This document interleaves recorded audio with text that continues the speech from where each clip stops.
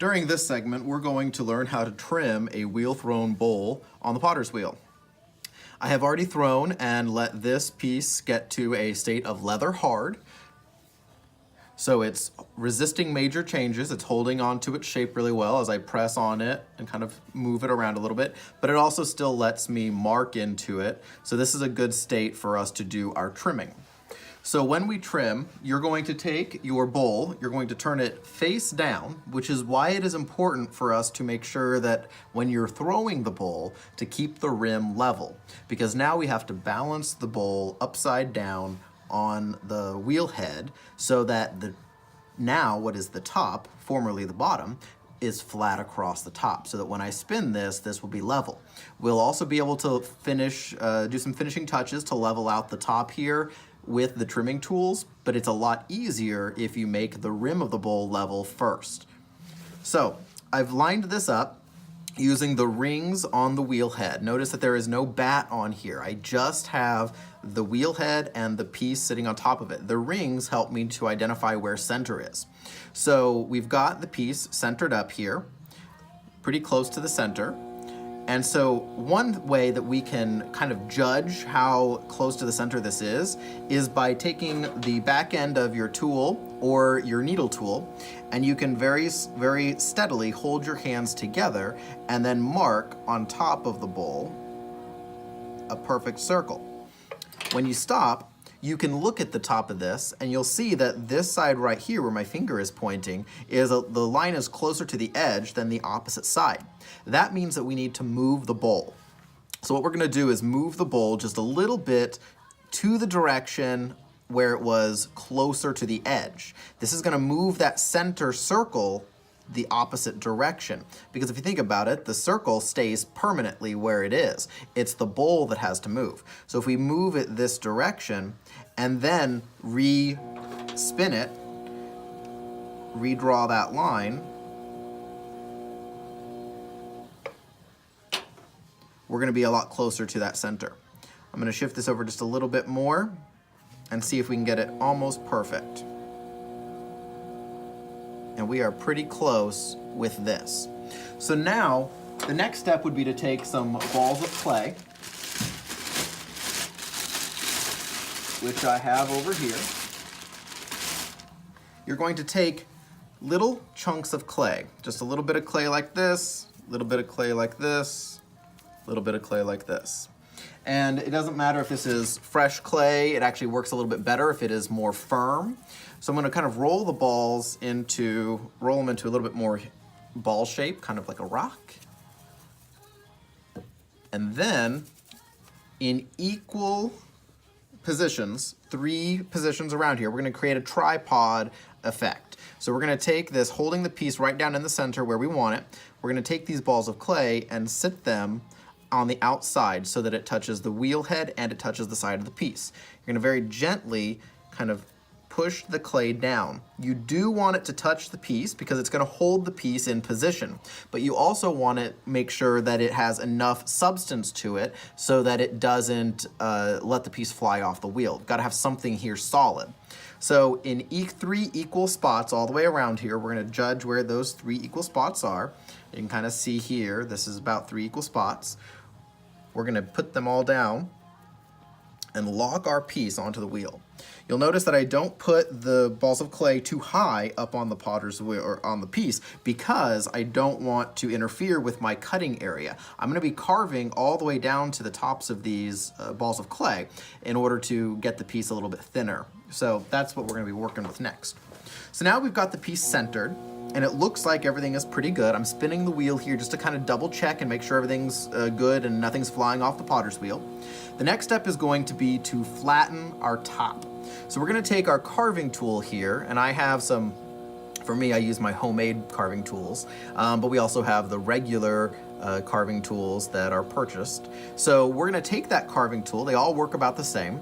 They've all got the cutting edges on the top here. You want to make sure that they actually have a sharp edge because that's what's going to allow it to cut. Some incising and carving tools only have a rounded wire end, and those are not good for this process.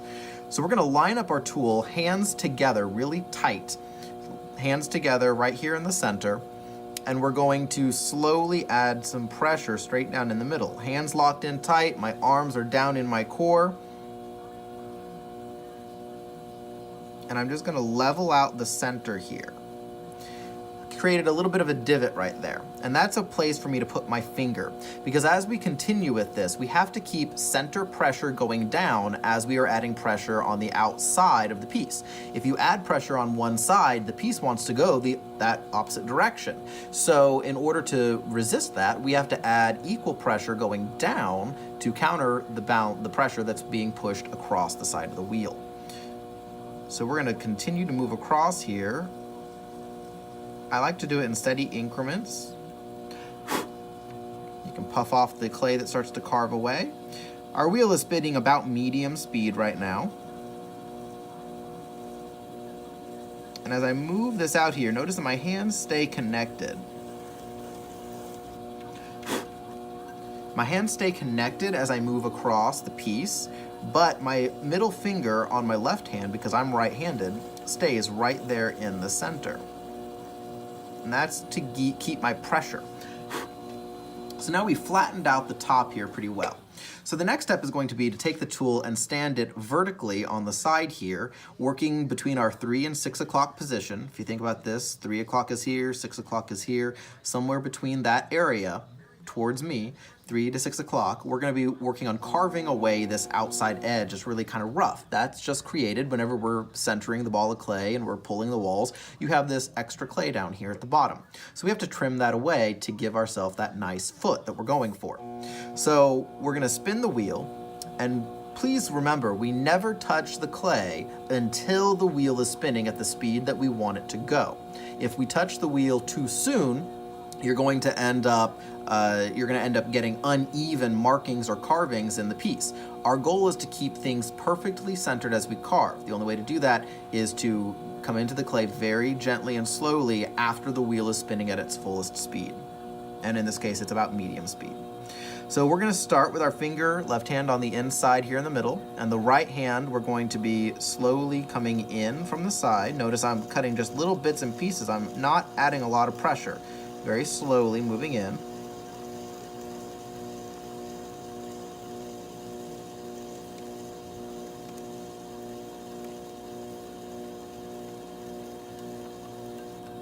So I've cut all the way in here. I got rid of all that extra, and I'm creating this vertical ledge here, which will become our foot. That'll be the wall of our foot where the direction of the piece changes and then goes up and down. That's what's gonna look like the ring that the piece is sitting on. So now that we've gotten that vertical side of the foot here, we now have all this extra clay down here. We don't want to leave that there because it doesn't look very clean and neat. So we want to get rid of some of that thickness by turning our tool now on an angle that matches the angle of the outside of the pot, and we're going to start to add pressure. Remember, that center finger should always keep pressure on the inside. My thumb is locked here with my tool hand so that they move together. And then I can just make some minor adjustments as I move my tool down the piece. But it keeps us stable. So the wheel is spinning, and we are now adding pressure, slowly adding pressure, very slowly adding pressure. Because we're working on the outside now, it's very important that that left hand has that middle finger or those middle fingers in the center of the piece, adding a little bit of pressure. If we don't add enough pressure, then the piece will try to fly off the side. Now that's also why we have these balls of clay on the outside. They help to protect the piece and keep the piece centered so it doesn't push off. But it's still a good idea to have that center finger in the middle to help us with that stability.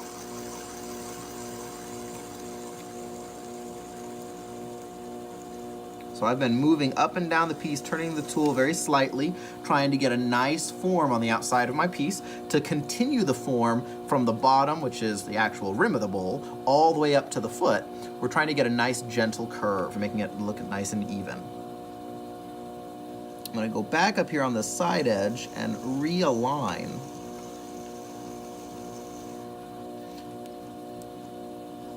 Do some detail work there in the corner. So now, essentially, the outside of my foot here is done, but the inside is still just solid and flat all the way across. This is where we have to start to make the detail in the center. So So now that we've zoomed in just a little bit on the center part here, this is where we're going to be doing the carving of the interior part of the foot. So the outside of the foot now, as I stop the wheel here, everything's nice and symmetrical. It moves all the way up in here and has a sharp angle change that goes vertical. This is that ring that our piece is going to sit on. But we don't have a ring yet. We only have a solid base. There's a lot of clay in here, which means there's a lot of weight. Clay, thickness, weight, all of those things are not good as we go into the firing process. We want to make sure that the wall is all evenly thick all the way throughout the whole piece, and that includes the base. So in order to do that, we have to carve down a little bit. We've already checked the piece to see what the thickness of the base is, and when you throw the piece, you want to make sure that you give yourself enough extra thickness in the bottom that you have the room to do this carving. So we're going to be matching up this inside ring with the height of the outside of the piece here at the base of the foot. So to start this, we're going to take the back of our, in this case, I'm just going to use the back of my tool, but you can also use a needle tool, and we're going to mark where we want the actual ring of the foot to go. So we want the ring of the foot to be, I would say, about 1/4 of an inch thick, 1/4 to 1/2 an inch thick. So I've put a little ring right here. This gives me the marker that tells me everything inside of this is going to get carved away. The area on the outside is going to be left. That is the actual foot that the piece will be sitting on. So now that we've marked this, we can now go with our tool and we can start to carve away this inside. The first area that I like to start with is right on that edge, because I find that when people start in the center and then move out, they sometimes, especially beginners, will accidentally go too far and they'll carve too much of the foot away, then the foot is unstable. So if we start with the wheel spinning before we touch, about medium speed, and we have our hands locked together tight here with our tool, and we line up that tool right over that mark that we just made, and we start to add slow pressure down right here at the 3 o'clock position. On the top here, everything we do should be on the 3 o'clock position if you are right-handed. And we're slowly going to add some pressure. By adding that pressure, we have now created that indentation. So we've already created that inner area of the foot. We see the ring starting to stand up and everything inside is starting to depress. And so we're going to continue with that. Now that we've marked it and we've cut down just a little bit, we're going to go to the center now and work our way to the side. This allows us kind of a really good visual to tell us where to stop. So here in the center, we're going to line up our tool right over this center section here at an angle that allows us a really good cutting edge. And you'll find that if you hold the tool too flat, you don't get much cut. But if you hold the tool at a little bit of an angle, you start to get a better cut. And we move slowly across the piece. And then back. Now, this is still a very shallow foot. We're going to go deeper. So in order to go deeper, we're now going to take our tool and we're going to angle it just a little bit more into the piece. So starting right over the center, I'm going to angle my tool to the right so that we get a really nice cutting edge. And you're going to start to see a lot more come out. Nice and steady and slow with my hand as I move across. Don't go too fast. The wheel is spinning fairly fast, but your hand has to move very, very slow and stable as you go across there. That's why my arms are still locked into my core and my hands are connected together.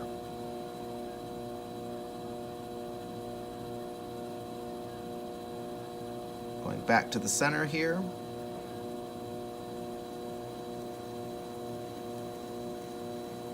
And as I go to that outside edge, clean that off a little. As I go to this outside edge, I'm actually creating a little bit of a curve, because essentially what we're trying to do is make it look like we have a rounded bowl that is sitting on top of a ring. So we don't want to have a totally flat bottom inside here. We want to have a piece that has a rounded bottom inside. So the sides are going to be a little bit lower than the center. That also follows the form of our piece, because when you throw a bowl, you don't throw the inside typically of a bowl flat. The inside of these bowls are not flat. They are rounded on the inside. So in order to make the outside match the inside, this must be rounded as well. So we're going to match this corner right here with the base section out here. So the center is pretty close to being done. We're not carving much on it anymore. We're now going to be working very steadily and stable as we go out to this edge, carving down just a little bit more, pushing in with that right-hand corner of the tool, not as much with the left. It's kind of on an angle, so that we can match up this section right here.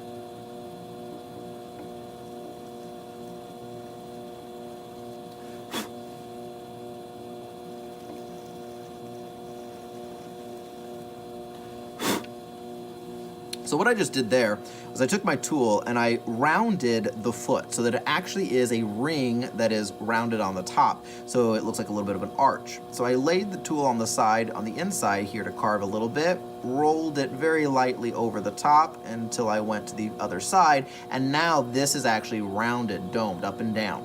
So that allows us to actually have a better sit whenever you turn the piece back over. Things that are completely flat do not tend to sit well. They tend to wobble because there's minute changes. When you have something that has a rounded top to this, the amount of actual clay that is going to be touching the tabletop is very minimal compared to something that is flat. So the less surface area touching the table, the better your piece is going to sit flat.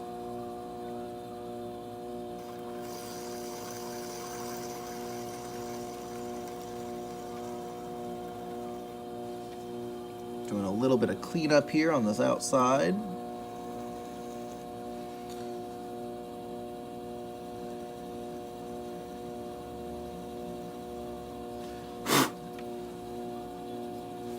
I'm going to stand my tool up on the inside here just to do a little cleanup here.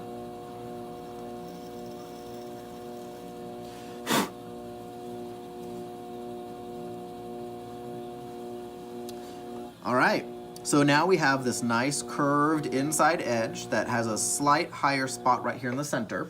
The next step is going to be to make sure that the interior part of our piece is not higher than the actual foot.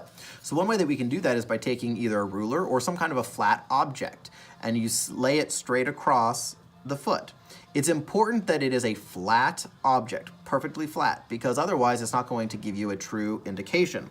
So the way that we can tell whether or not our piece actually is going to sit on the ring, the foot itself, is by looking underneath here. If you can see light underneath here, or if you can see space underneath here in the very center, then that means that your foot is carved deep enough that your piece is going to sit directly on the foot. You can check this in lots of different directions, and you probably should, because as a beginning potter, you're going to have some variation in the carving of your piece until you can learn the stability techniques.